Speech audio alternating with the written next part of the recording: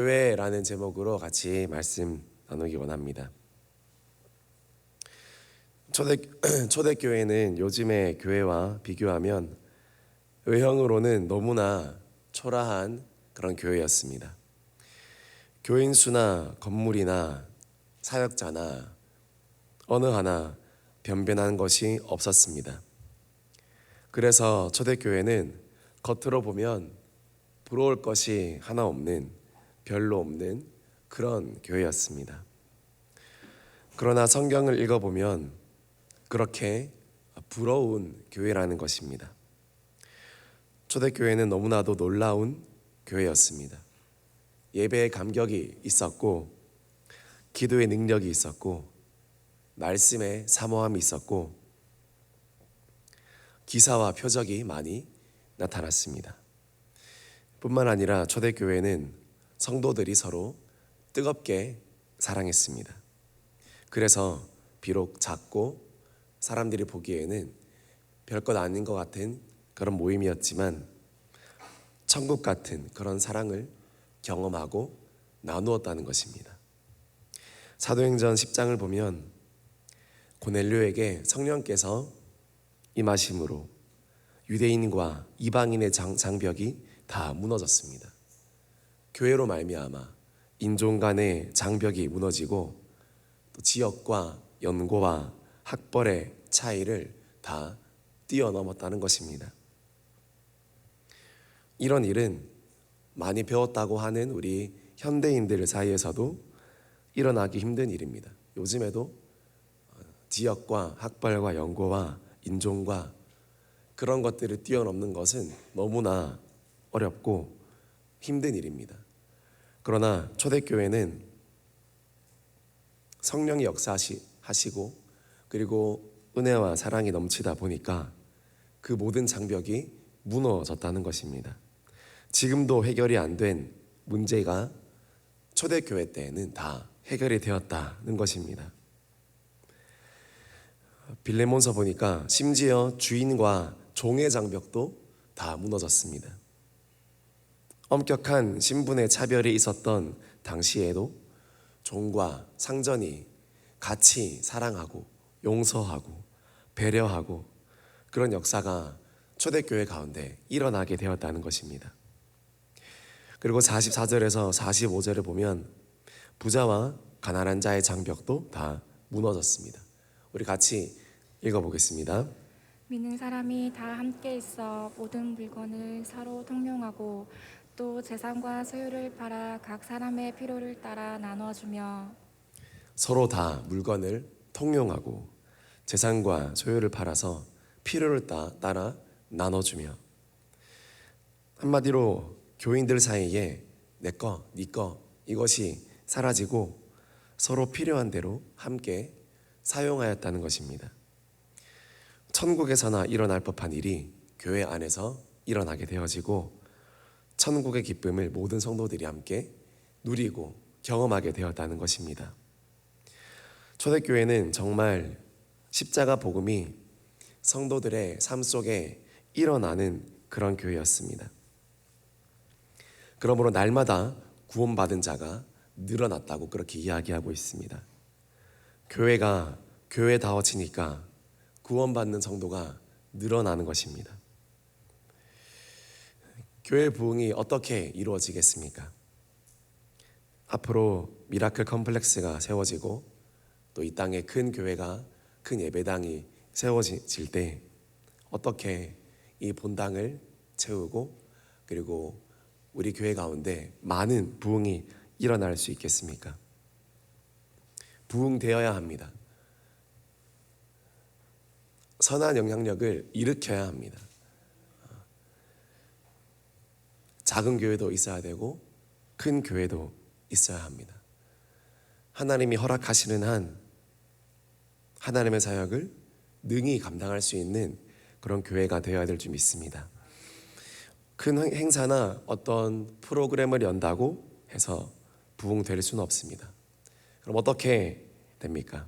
오늘 말씀대로 교회가 교회다워지면 부흥은 저절로 이루어지게 될 줄 믿습니다. 성도가 성도다워질 때 부흥은 저절로 이루어지게 되는 것입니다. 오늘의 비극이 무엇입니까? 교회가 교회답지 못해서, 그리고 성도가 성도답지 못해서, 그리고 목회자가 목회자답지 못해서, 그래서 부흥하지 않는 것입니다. 그러나 교회가 교회다워지고 성도가 성도다워지고 목회자가 목회자다워질 때, 기본에 충실할 때, 하나님 앞에 인정받을 때 주께서 날마다 구원받는 자를 더하여 주실 줄 믿습니다. 우리 47절 말씀 같이 읽겠습니다. 하며 또 온 백성에게 칭송을 받으니 주께서 구원받는 사람을 날마다 더하게 하시니라.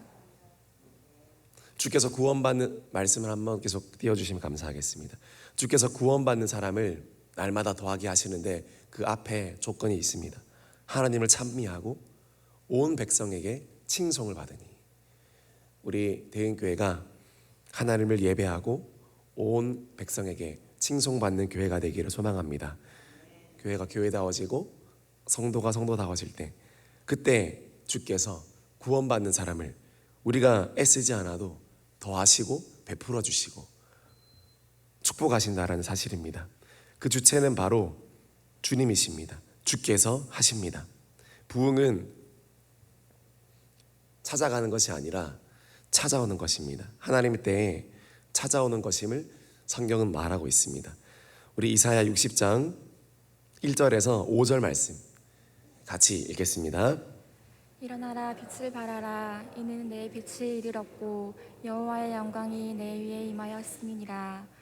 보라 어둠이 땅을 덮을 것이며 캄캄함이 만민을 가리려니와 오직 여호와께서 내 위에 임하실 것이며 그의 영광이 내 위에 나타나리니 나라들은 내 빛으로 왕들은 비치는 내 광명으로 나아오리라. 내 눈을 들어 사방을 보라 무리가 다 모여 내게로 오느니라. 내 아들들은 먼 곳에서 오겠고 내 딸들은 안기어 올 것이라.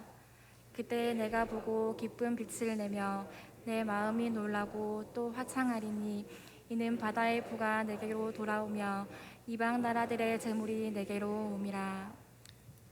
말씀을 계속 띄워주시기 바랍니다. 1절에 일어나서 빛을 발하라 여호와의 영광이 내게 임하면, 3절에 나라들은 내 빛으로 왕들은 비치는 내 광명으로 나아오리라. 4절에 내 눈을 들어 사방을 보라 무리가 다 모여 내게로 오느니라. 내 아들들은 먼 곳에서 오겠고 내 딸들은 안기어 올 것이라. 5절을 보니까 그때 네가 그것을 보고 마음이 놀라고 화창하리니 이는 바다의 부가 내게로 돌아오며 이방 나라들의 재물이 내게로 옴이라.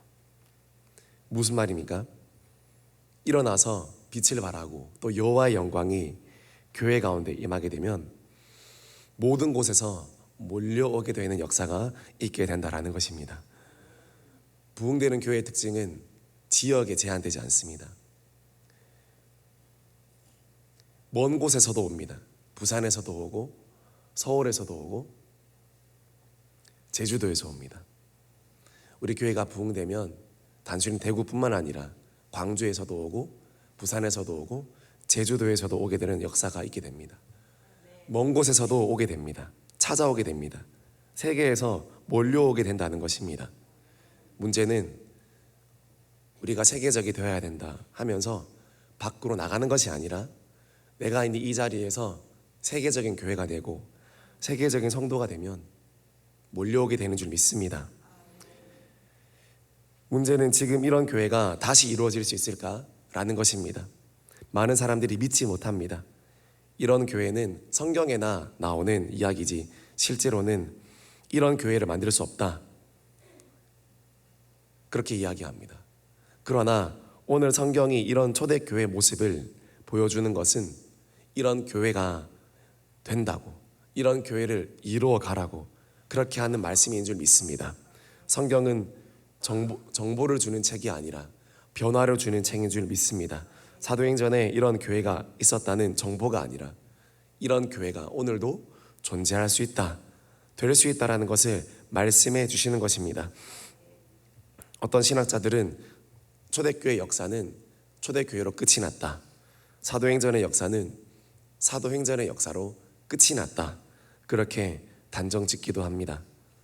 그러나 성령께서 여전히 살아계셔서 역사하시면 이런 환경과 사람과 조건을 뛰어넘어서 우리 가운데 역사하실 줄 믿습니다. 얼마든지 꿈꾸고 기도하면 된다라는 사실입니다. 지금이야말로 성령께서 가장 역사하시기 좋은 시대인 줄 믿습니다. 지금도 하나님의 말씀을 가슴에 담고 동일한 성령의 능력을 힘입고 정말 하나님께 순종하는 그 누군가가, 그 한 사람이 있다면 그 교회는 이 땅에 존재하게 되고 그 역사가 바로 일어나게 된다라는 사실입니다. 또한 본문에 보면 초대교회는 교회에도 모였지만 집에서도 모였다고 합니다. 우리 46절 말씀 같이 읽겠습니다. 날마다 마음을 같이하여 성전에 모이기를 힘쓰고 집에서 떡을 떼며 기쁨과 순전한 마음으로 음식을 먹고. 사도행전에 나오는 교회는요, 엄밀히 말하면 지금 우리가 주일 예배를 드리는 이런 예배당도 있었지만 집에서 드리는 예배도 많았습니다. 한마디로 셀 모임, 목장 모임이었던 것입니다. 그러므로 여러분, 목장 모임을 하실 때, 셀 모임 하실 때 초대교회가 마치 예배를 드린다는 심정으로 하게 되어지기를 소망합니다. 특별히 비교적 최근에 교회에 오신 우리 성도님들 계시다면 목장 모임에 활발하게 참여하고 동참하기를 소망합니다. 또 아직 배정된 목장이 없다면 교역자분들에게 문의해 주시고 교회에 더 쉽게 잘 정착할 수 있도록 그렇게 힘써 주시면 감사하겠습니다. 우리 교회 목자 목녀분들은 인격과 영력이 훌륭하신 분들입니다. 믿으셔도 됩니다. 이 세상에 많은 모임들이 있지만 믿을 만한 모임은 많지 않은데, 그러나 교회는 사람 가지고 적어도 장난치지는 않는 곳입니다. 한 사람 한 사람 천하보다 귀한 영혼들이고 주님의 영혼들이고 교회의 영혼이기 때문에 여러분들을 잘 도와주실 겁니다.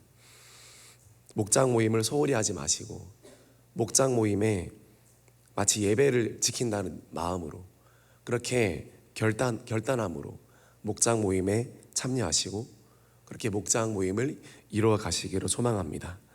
그것이 가정교회고 목장교회입니다. 또 다른 교회입니다. 예배가 대교회라면 목장은 소교회입니다. 그런 모임을 우리가 편의에 맞춰서 환경에 맞춰서 그렇게 하는 것이 아니라 기준을 가지고 말씀의 원리를 따라 목장을 잘 인도하고 또 중보하며 기도하며 또 다른 아름다운 교회를 세워갈 때 우리 교회가 더 건강한 그런 교회로 일어나게 될 줄 믿습니다. 그것이 사도행전적인 교회입니다. 목장 모임을 통해서 코로나 기간 가운데 많이 약해졌고 또 모이지 못했지만 이제 정말 더 목장 모임을 통하여서 교회의 원리를 알고 또 대인교회에 깊이 더 뿌리 내리게 되어지는 그런 귀한 통로가 되고 귀한 모임이 되어지기를 소망합니다. 목장 모임을 위해서 꼭 중보해 주시고 목자 목녀님들을 위해서 중보해 주시고 이 목장 모임이 구원의 통로가 될 수 있고 또 인큐베이터 생명을 관리하고 아기를 막 태어난 아기 그 아기 필요한 게 무엇입니까? 생명줄이 공급되고 산소호흡기가 공급되고 한 사람 한 영혼 한 영혼에게 눈을 돌릴 수 있는 그 인큐베이터가 바로 목장입니다. 생명 하나하나를 맞는 그곳이 바로 목장입니다. 그러므로 목장 가운데 생명의 역사가 일어날 수 있도록 특별히 우리 목원분들께서 더 기도해 주시고 동참해 주시면 감사하겠습니다. 사도행전적 교회를 소원했던 목회자 한 분이 또 계셨는데 온누리교회 하용조 목사님입니다. 그분의 책에 사도행전적 교회를 꿈꾸다 라는 책에 제시했던 그 교회의 모습 10가지를 말씀드리고 설교를 마무리하겠습니다. 사도행전적 교회의 10가지 특징. 첫째로 성령으로 충만한 공동체이다. 두 번째로 예수의 삶을 사는 공동체이다. 세 번째로 날마다 기적이 일어나는 공동체이다. 네 번째로 고난 속에서도 복음을 전하는 공동체이다. 다섯 번째, 거룩과 성결과 정직을 추구하는 공동체이다. 여섯 번째, 평신도 리더를 세우는 공동체이다. 일곱 번째, 순교하는 공동체이다. 여덟 번째, 이방인을 품는 공동체이다. 아홉 번째, 땅끝까지 선교하는 공동체이다. 열 번째, 사도행전 29장을 계속 써가는 공동체이다. 아멘이십니까? 우리 교회가 이런 교회이지 않습니까? 그리고 이런 교회를 추구하고 지향하고 있지 않습니까? 우리가 더 이렇게 되어지기를 소망합니다. 나도 이런 삶을 살아내고 우리 교회도 마지막 시대에 그 교회처럼 쓰임받게 되어지기를 주님의 이름으로 축복합니다. 우리 같이 기도하겠습니다.